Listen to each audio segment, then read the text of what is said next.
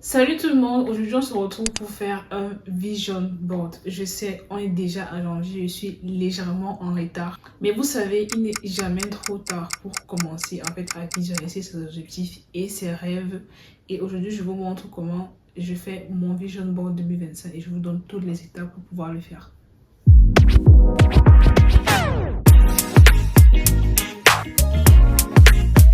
Généralement, on pourrait croire qu'un vision board doit être fait avant le nouvel an. Mais pour moi, en fait, ça c'est ma vision à moi. Il n'y a pas de moment clé en fait pour cela.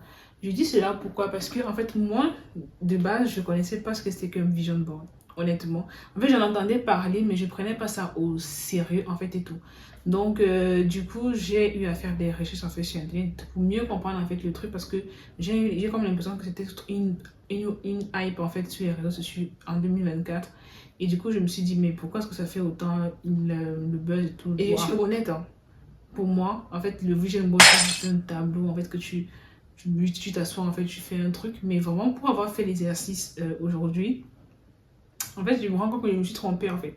Et vraiment, c'est intéressant de voir que tu apprends de nouvelles choses, en fait, et tout. Un vision board, c'est bien plus qu'un collage d'images, c'est-à-dire tu t'assois, tu prends X ou Y images sur Internet, tu colles ça sur une feuille A4 et tu déposes ça là quelque part comme ça. Vraiment, si c'est ça que je t'apprête à faire, franchement, ça sert à rien. Hein. Arrête, ne fais pas. Je dirais un peu que c'est un peu comme la combinaison entre tes ambitions, tes rêves et tes objectifs. Donc, du coup, j'ai fait la bonne élève et j'ai pris des notes pour pouvoir faire mon vision board à moi. Parce que voilà, je voulais faire les choses bien. Pour moi, la première étape, c'est de créer ton environnement. Parce qu'en fait, un vision board, c'est pas quelque chose que tu vas t'asseoir, comme je l'ai dit, tu vas rassembler 2-3 images sur Internet et tu vas t'asseoir, tu vas faire un tableau et tu vas déposer là quelque part en bas de ton lit. Non, pour moi, tu crées ton environnement, c'est-à-dire, je sais pas, tu te mets de la bonne musique, mais tu mets pas une musique forte, mais vraiment, tu dois te créer un environnement calme avec une musique douce, comme vous pouvez le voir. Comme vous pouvez le voir, moi, j'aime bien travailler en fait avec de la musique, soit du piano, soit des bruits calmes comme de l'eau qui coule ou des trucs comme ça. Franchement, c'est trop relaxant, en tout cas pour ma part. Donc, du coup, tu crées ton environnement à toi. Tu peux allumer des bougies. Si tu veux, tu te mets des snacks pour manger, à boire. Bon, pas à manger, mais vraiment des snacks ou bien une boisson pour te détendre. Si tu veux, tu te mets aussi un casque sur les oreilles. Ça fait aussi la fête. Deuxième étape. Donc maintenant que ton environnement est créé, tu vas maintenant rassembler le matériel. Ici, tu vas te munir en fait de ce dont tu as besoin. Bon, après, ça va dépendre si tu veux faire un truc digital ou bien plutôt manuel. Après, franchement, même si tu veux faire un truc digital, c'est bien de t'asseoir en fait, de mettre tes pensées sur écrit. Donc du coup, tu vas te munir en fait soit d'un PC, soit d'un calepin, soit d'un planeur comme moi, comme ça. Soit d'une application de planification de ton choix, tu te munis de stabilo, de crayon, tout ce que tu veux vraiment. Tu rassembles tout le matériel dont tu auras besoin et tu t'assois dans l'environnement que tu auras créé. Maintenant, étape 3, c'est de lister tes objectifs. Tu vas donc t'asseoir maintenant dans l'environnement que tu auras créé. Pour moi, comme pour ma part, tu peux le voir. En fait, moi, je me suis assise et j'ai mis 2025 objectifs, c'est-à-dire les objectifs de 2025.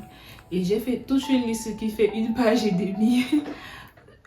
Qui fait une page et demie. Vraiment, ici, vraiment, il ne faut pas avoir peur des préjugés. C'est toi et toi seul, ton moment à toi. Tu mets tout ce que tu veux en fait sur ta feuille, tout ce que tu veux. Même si ça fait 2 pages, on s'en fout. Tu mets d'abord tout ce que tu veux, tous tes rêves, tout ce que tu veux sur une feuille, franchement, tout ce qui te vient par la tête. Il faudra vraiment que ce soit intentionnel, c'est-à-dire, c'est pour ça que je dois te mettre dans un endroit calme pour pouvoir vraiment bien réfléchir sur tout ce que tu veux, tout ce qui rythme avec ton cœur, franchement, c'est ça que tu dois faire.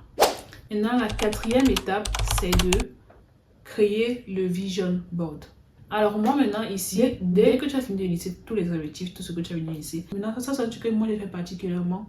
Tu vas d'abord catégoriser en fait tous les objectifs que tu as fait, tu vas les catégoriser un peu comme moi je suis en train de le faire là. Tu les catégorises en fait par catégorie. Moi j'ai fait 6 catégories si je me rappelle bien. Oui, j'ai fait 6 catégories. Maintenant, tu catégorises tout ça. Maintenant, tu choisis maintenant le support que tu veux. Si tu veux faire un support digital, tu peux t'inspirer en fait si tu veux sur Internet. Si tu n'as pas d'inspiration Je le dis parce que moi, j'avais pas trop d'inspiration. J'essaie de regarder un peu des illustrations. Franchement, il y en a pour tous les goûts. Tu peux en trouver sur Pinterest, tu peux en trouver sur Canva, même sur Google, même sur TikTok, même sur Instagram. Tu peux voir des gens qui ont fait des vision boards. Mais vraiment, j'insiste sur le fait, c'est de l'inspiration.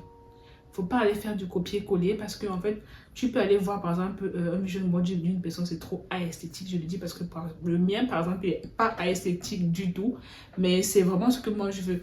Donc du coup, le but en fait c'est de ne pas aller voir ce que d'autres ont fait et de vouloir forcément faire la même chose. Non, vous n'avez pas les mêmes convictions, vous n'avez pas les mêmes objectifs. Donc oui, tu peux essayer de faire un truc beau si c'est que tu es à l'aise avec les logiciels pour pouvoir bien faire des trucs un peu stylés, des trucs comme ça et tout. Donc vraiment c'est ça. Donc tu t'inspires en fait de voir comment est-ce que les gens ont pu agencer leurs éléments en fait sur le vision board. Et toi tu vas faire pareil. Maintenant, vu que tu as catégorisé en fait tes objectifs, là tu vas aller chercher des images soit sur Pinterest, même dans Canva. Si c'est que tu prends un template dans Canva, tu peux trouver des images déjà dans Canva. Tu peux en trouver aussi sur Google. Tu peux trouver des images de partout. Il faudrait que les images que tu prends, parce que prenons l'exemple, par exemple, tu vas taper par exemple comme moi là, tu vas taper diplôme, tu vas avoir plein d'images. Le but c'est pas d'aller prendre la première image que tu vois, c'est d'aller prendre une image, en fait c'est de surfer et de voir une image qui soit émotionnelle pour toi. Parce que si tu prends une image banale et que tu mets ton vision board, quand tu vas passer devant tous les jours, ça va rien te faire. Alors que si tu mets une image en fait qui est émotionnelle, quand tu vas mettre ton vision board en fait et que tu vas voir cette image là, ça va te faire un pincement au cœur pour te dire que voilà, c'est vraiment ça que tu veux quoi.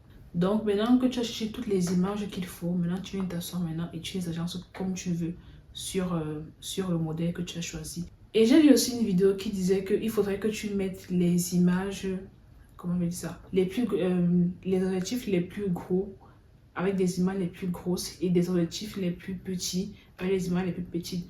Juste pour te faire un rappel des mémoires, par exemple quand tu passes devant, ce sur quoi tu veux vraiment mettre l'accent cette année te frappe directement au visage. Ceux qui sont petits ne sont pas nécessairement pas importants, mais voilà, tu as compris un peu le truc. Donc là, vraiment, c'est ta créativité qui va entrer en jeu. Tu l'agences comme tu veux. Si tu veux, tu mets des citations aussi si tu veux. Moi, j'ai trouvé des citations qui étaient très intéressantes que j'ai mis sur le mien. Tu mets des citations, tu peux mettre des stickers, tu mets ce que tu veux. Vraiment, tu fais un truc qui te ressemble. Tu mets les couleurs que tu veux. Vraiment, tu fais vraiment comme tu veux. Tu sors vraiment un tableau de bord qui te parle à toi. Sixième étape, vu que ton vision board est créé, maintenant, il faut le déposer quelque part. Tu peux le mettre en fond d'écran si tu veux. Tu peux le mettre en fond d'écran de ton téléphone, en fond d'écran de ton PC, même de ta télé, je sais pas. Tu peux l'imprimer, tu le mets au-dessus de ton chevet de lit. Ou bien tu le mets au-dessus de ton bureau. Tu le mets vraiment dans un endroit stratégique que tu sais que chaque jour quand tu passes, tu le verras. Septième étape, comment faire pour réussir avec son vision board?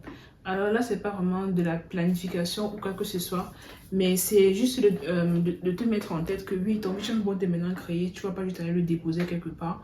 Maintenant, les mots-clés en fait pour pouvoir réussir tout ce que tu auras mis sur ton vision board sont régularité, discipline et planification. Donc, tu dois te mettre en place des petites actions sur lesquelles tu dois te discipliner et sur lesquelles tu dois être régulière de temps en temps pour vraiment atteindre les objectifs que tu t'es fixés et aux échéances dont tu t'es fixé. Donc du coup, voilà, c'est aussi simple que ça. Le vision board, comme on l'a vu, c'est une façon de donner vie à nos rêves en fait sur un support qui va nous permettre en fait de le visualiser tous les jours et de nous donner la motivation tous les jours de notre vie jusqu'à la fin de l'année 2025. Mon vision board à moi. Donc du coup, moi, mon vision board, il ressemble un peu à ça. Comme je vous l'ai dit, il n'est pas du tout esthétique du tout, mais vraiment, c'est quelque chose qui me ressemble. Et il y a des choses sur lesquelles moi, je veux travailler cette année 2025. Donc du coup, c'est à toi maintenant de faire ton vision board à toi. Et comme je l'ai dit, ce n'est pas trop tard. Moi, je l'ai fait le 1er janvier 2025. Donc voilà. Donc du coup, si tu n'as pas encore fait ton vision board à toi, pas de panique, je vais te donner les éléments pour le faire. Et comme je te l'ai dit, moi, je l'ai fait le 1er janvier 2025. Donc voilà. On est encore au début de l'année, c'est pas vraiment trop tard en tant que tel. Du coup, dis-moi en commentaire si c'est que tu as déjà anticipé ton vision board, donc du coup tu l'as déjà fait, ou bien si ou bien tu l'as pas encore fait ou bien tu comptes en faire un ou pas. N'oubliez pas de vous abonner et de cliquer sur la cloche de notification pour plus de vidéos, inspiration et développement personnel. Je vous souhaite à tous une très bonne santé et à très vite.